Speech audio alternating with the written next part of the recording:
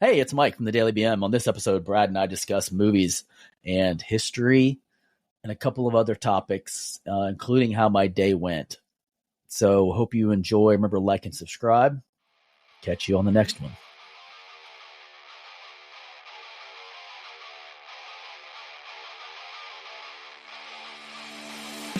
Hey, good morning, fuck faces. We're back. Well, lucky you. Just when you thought you were tired of going back and listening to us bullshit, now you get to listen to us bullshit. Well, kind of live, pre-recorded, right? What do they call that? Or no? Yeah, sure. We'll Mike's just looking at me like I'm a fucking idiot as usual. So, hey, it's glad to see that nothing has changed after our hiatus. So here we go. So I want to jump right into this. I missed us. Did you Not miss really. me? Did you miss me? I miss me. Would you fuck me? I'd fuck me. I don't know. Sometimes I look at myself in the mirror. I wouldn't even fuck myself. Yeah. I I'm get trying to work on a physique that's fuckable. Yeah. Get a fuckable physique. Yeah. Like right now, I'm looking at there going, yeah, nah, I'm good. Well, Not there maybe yet. then I'm like, well, maybe if I dim the lights, I might fuck myself. But, hey, whatever. Just dim the lights barely. I'm totally not there yet. That's every woman's go-to. You know you're ugly if your woman tells you to turn the lights off or dim them. Just saying. And then guess what, guys? I hate to tell you this. She's dreaming either of your friend or B, she's dreaming of another dude and railing her down. You're welcome. I know that just made your day. So I'm glad to be back. It's probably hard to dream of anything with all the heavy breathing. Yes. I think so. It reminds me of Forrest Gump. Yeah. Boy, your mama sure cares a lot about your education. Jesus, I haven't seen that movie in forever. I might watch that later. It's a great flick. That's a great flick. So speaking of movies, dude, I figured we just talk about this today on our first day back. I watched the most fucked up movie. Hair. Wait, what are you doing? You got wife hair in your beard? I don't know. I had this long hair. It could be either. Oh, we know what you're doing. Chicka bow wow, chicka bow wow. No, it was probably the dog. It was long and white. You're like, nah, it's probably the dog. So did you lube up? Yeah. I woke up this morning and she was laying on my head. She's like, I want more, daddy. Daddy-o. Daddy-o. You're gross. You're I know. Isn't that disgusting, dude? Piece you're disgusting. Anyway, all right, back to a disgusting movie that I watched. So I watched this movie. I think it came out in 2015 or 2017. I can't remember. Right. But it was called Tusk. You remember the guy that played the squirrely dude in Dodgeball? The one that kept getting tangled up in the weights and shit? Yeah. He plays a podcast. Of all things, dude, it's these two podcasters, okay? And you remember the kid in Sixth Sense, the little kid? Yeah. He plays his best friend podcaster. So they both have this podcast. And they basically make fun of this fucking kid, how it starts out, okay? They make fun of this kid on the internet, and the kid ends up offing himself as he's going to fly to Canada to see him. Okay? So it's like, whoa, right? But the guy that you just said his name from Dodgeball, what's his name again? Yeah, Justin Long. Justin Long? Long, yes. Long. So this Justin guy, he is a fucking asshole. I mean, he plays the biggest tool in this movie, all right? So, which is crazy, like this egotistical butthole. So he fucking finds this. He's going to take a piss in this bar, right? Or a convenience store, or whatever. And literally, he sees a thing on the wall, and it's like a letter because he's pissed off because the kid killed himself.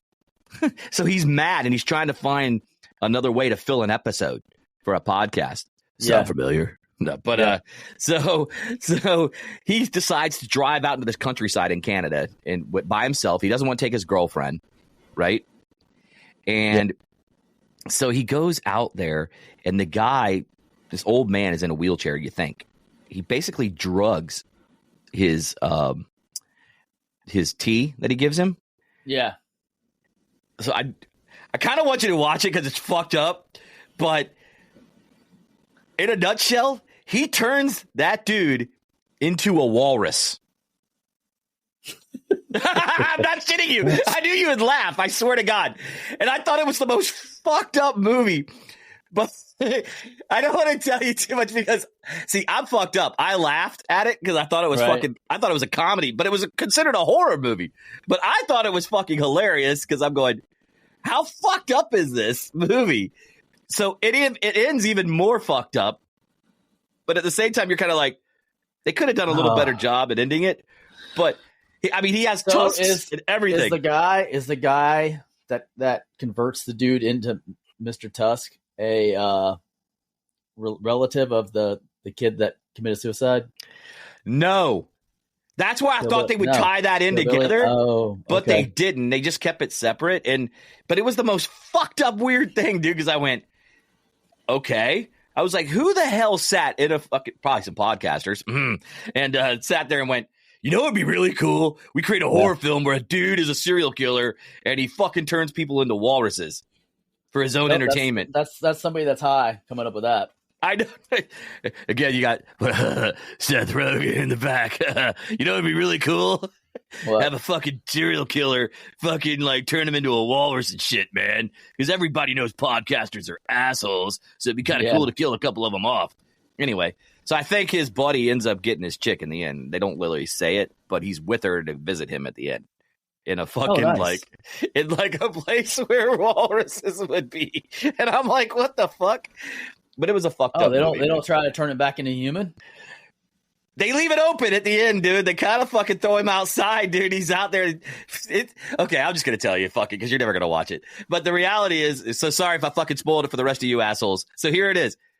At the end, she brings in a piece of paper rolled up a mackerel. I swear to you. And throws it down to him. And she's like, I love you, Charlie, or whatever the fuck his name is. And he's like... Wait, I gotta do what he does here, dude. He's the most disgusting looking thing, dude, right? And he's got these walrus fucking tusks hanging down. But the guy cut his tongue out, so he can't talk. So he's like this. He's like shaking back, and I laugh. And my wife goes, "What's wrong with you?" And I go, "That's fucking funny." And she's like, "That would be fucked up if this." I said, "I can't believe somebody is fucking thought that this would be great," because his whole lines for the second half of the movie are literally like freaking out and shit. That's it. He doesn't talk for the rest of the movie, but you can tell it's him in that fucking stupid suit. You know what I mean? Or skin, flesh made suit, whatever. But it is fucked up. So she gives him a mackerel at the end, and he literally eats it. He's like, probably just starving. Yeah, and then they leave, and that's the end of the movie together. And I'm like, how fucked up is that? So he kind of like waddles back inside his little fucking cubby thing, and like it goes dark, and you don't see him. But I'm like, man, I just wasted an hour and 47 minutes on this shit. I was like, so I was a little mad at my wife because she's like, I heard it was good. I was like, this is good and terrible. I was like, terrible. I was like, I don't know, man. I'm starting to think that Mike Spaghetti Man was probably fucking better in the end. You know what I mean? Than this. Spaghetti Man was such a good movie. It's such a good movie. Spaghetti. But I did watch another thing this weekend, and I watched on Netflix the Wyatt Earp documentary. And so changing gears from a horror / comedy to me flick. And you know, I'm really actually I'm not surprised because Hollywood does this shit all the fucking time. But I was quite surprised on how inaccurate the movie Tombstone from 1993 was. Like completely inaccurate. From Wyatt Earp himself to Doc Holliday. They don't even mention Johnny Ringo. Johnny Ringo wasn't even really around. So I don't even know how they played him into that character. Because they don't even mention him in this documentary. Because it's probably fictional. Who knows? Yeah, and Sheriff Beeham, do you remember him? Yeah. The real rich dude guy? Yeah. Okay.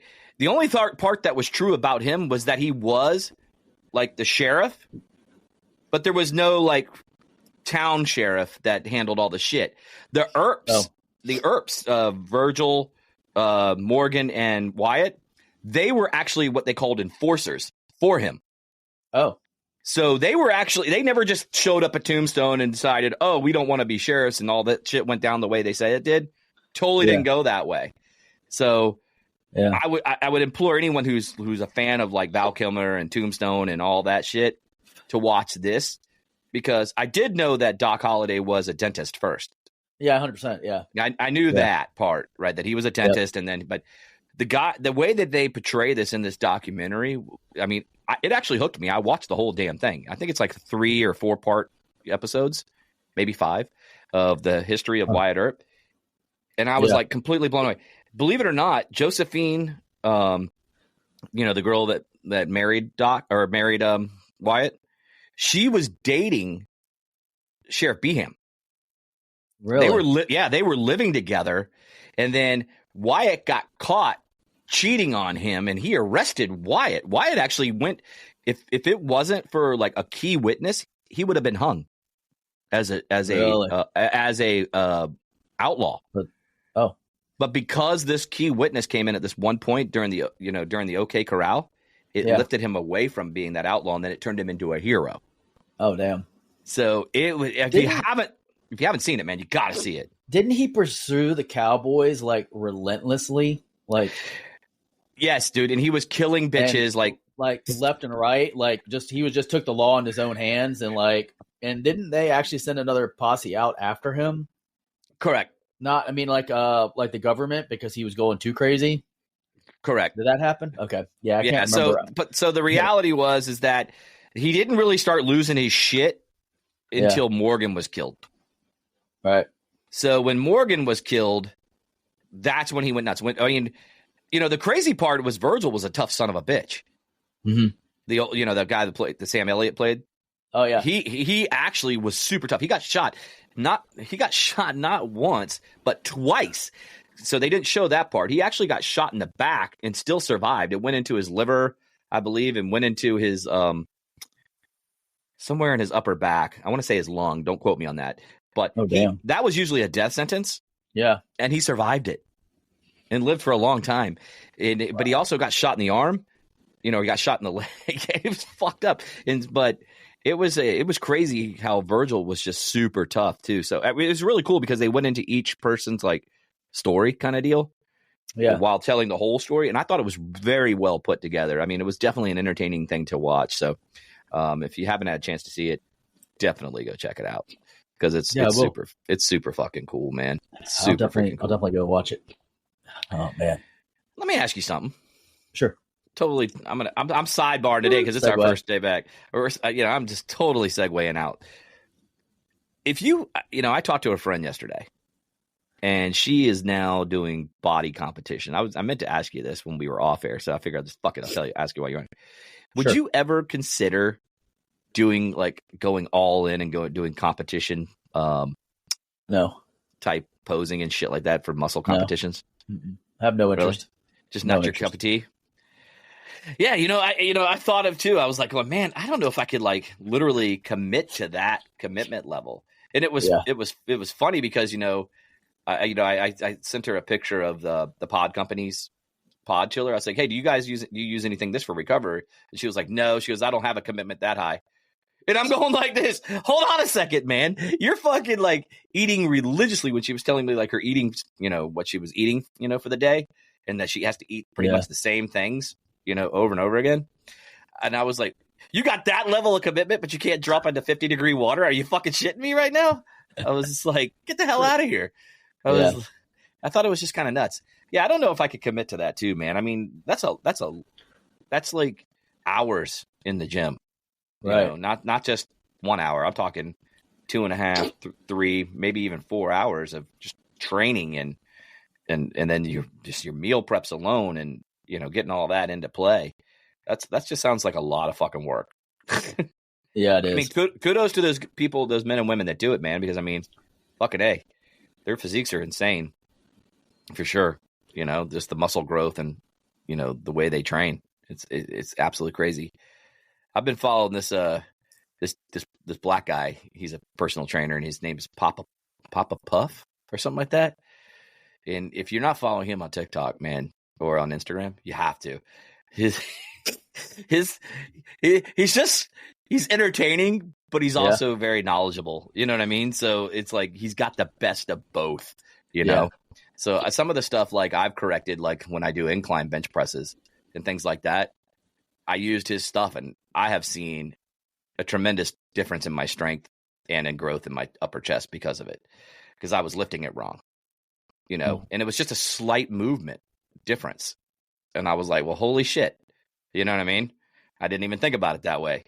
You know? And he's like, you're going to maximize the amount of growth in here. He goes, now, when you're getting all jacked and juicy, that's his thing. He goes, when you get all jacked and juicy, just let us do it. Papa Pump told you how to do it. Papa Pump. That's his name. Papa Pump. Papa Pump is what he calls himself. Nice. So what's going on in your neck of the woods, man? I mean, I know we only got about 5 minutes left in the show. Let's see what's going on with old Michael. I told you about my whole freaking movies and shit like that and things I did. Well, I've been on a Mad Max kick. Oh, no shit. Furiosa came out on HBO Max app while we were in Ohio last week. Mm-hmm. And when I got back, I decided I wanted to watch it because the actress, what's her name? Anna Taylor. Oh, gosh, I can't think of her name. I know it's Anna Taylor something or Anna something Taylor. Oh, that's the chick with the eyes, right? Yeah. Yeah, she's in it. She plays Furiosa, which if you remember Mad Max Fury Road, it was played by Charlize Theron. Mm-hmm. Yep. And so this Furiosa is the prequel to Mad Max Fury Road. And I watched it and I really liked it. And I went back after, as soon as that one concluded, I went back and watched Mad Max Fury Road, and it ties in really well, you know, with a Moat and Joe.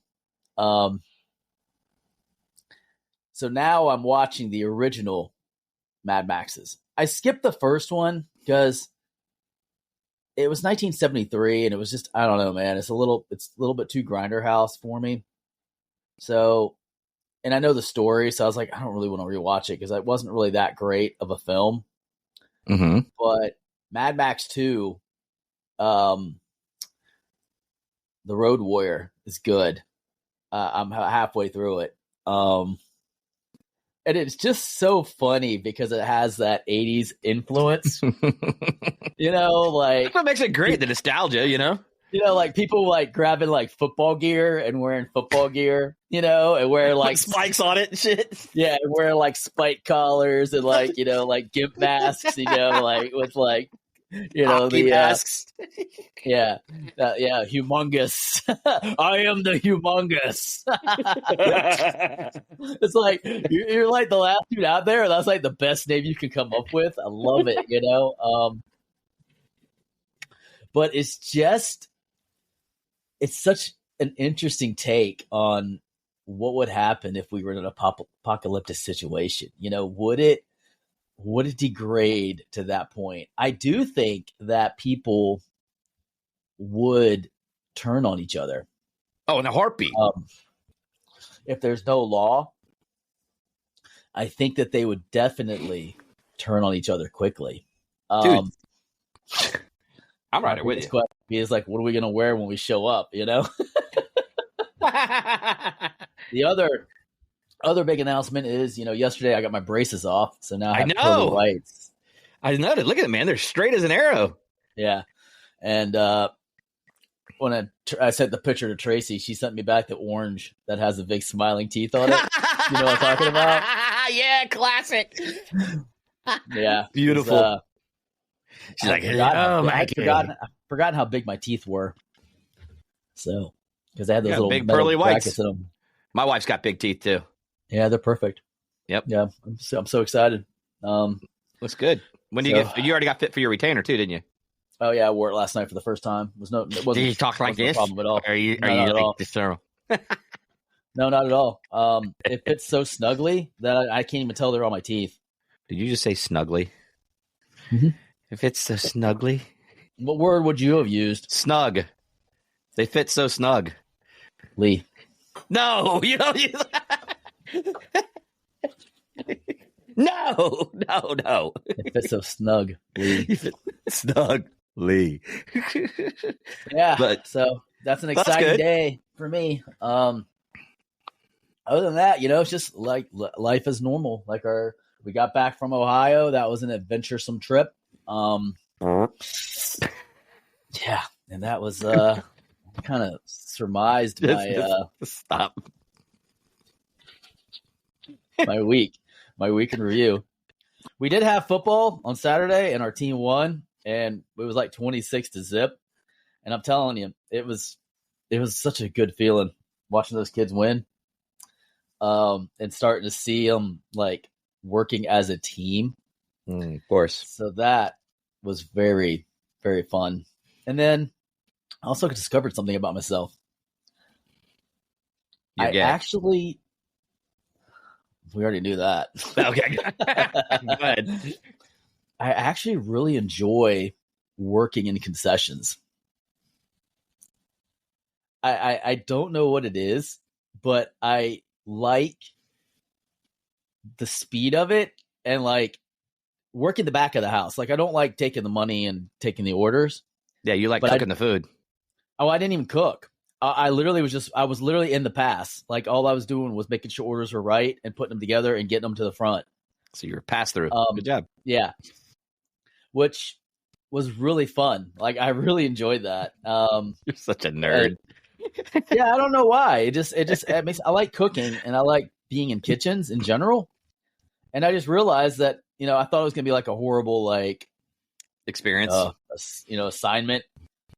But then I really enjoyed it. I was like, shit, I could do this all the time. Like this is not like I don't know why people run from concessions. It's not really that bad. Other than it's if you get behind in the weeds and you don't have somebody like I could see where it would suck if you had somebody that, like in my place that didn't know like how to be efficient or couldn't like get shit done or they weren't paying attention. Because then it gets to work stressful because the people are putting in orders and they're not getting their stuff and they're getting confused and the people in the back are getting confused because they're not getting the stuff relayed. But if you got somebody that's, on their game, it's a lot of fun because it moves really efficiently. So that was kind of a little fun, endeavor. Nice. Well, awesome. I'm trying to see if this is I think this is in my camera. Yeah. Freedom. Strength.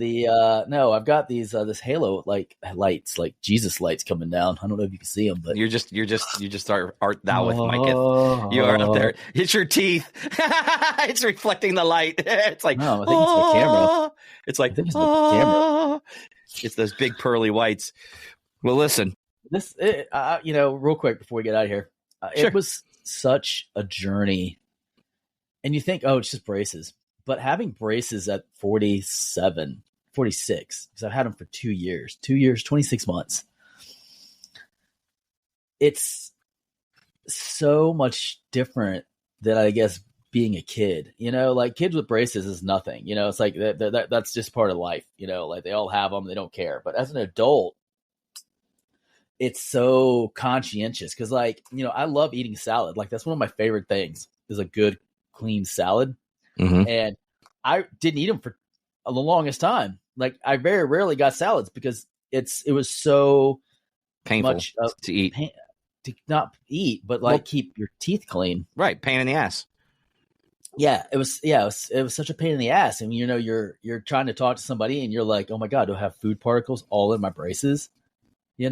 And even brushing, like the simple act of brushing, like yesterday was the first time that I got to brush my teeth in like 26 months, like the normal way, not, having to turn the toothbrush on its side and go up from the top and then go from the bottom and then top, bottom, and then do the bottom the same way, to actually be able to just brush them like the toothbrush is designed and to have that complete mouth cleanliness feeling.